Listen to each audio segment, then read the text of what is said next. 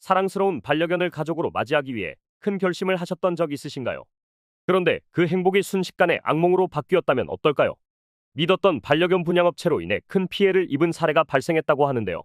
40대 A씨는 태어난 지 3개월 된 강아지를 60만 원에 분양받았다고 합니다. 게다가 평생 반려견의 건강을 책임진다는 의료 서비스에 45만 원을 추가로 지불하며 큰 기대를 걸었죠. 하지만 불과 2주 만에 이상 행동이 시작됐다는데요.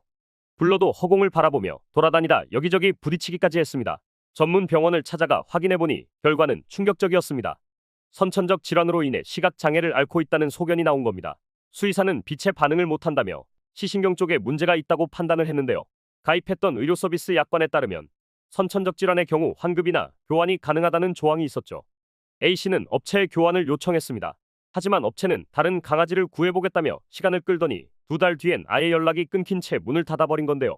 A씨는 분명 읽었는데 연락이 없다며 화는 나지만 강아지가 너무 가엾다며 정말 막막했다고 합니다. 또 다른 사례로 있는데요. 20대 여성 B씨는 분양받은 강아지가 사흘 만에 구토와 설사를 시작해 병원을 찾았다고 합니다. 이 역시도 결과는 더욱 충격적이었는데요. 치사율이 높은 전염병, 파보 바이러스에 감염됐다는 진단이 나왔죠. 하지만 업체는 환불을 거부했습니다.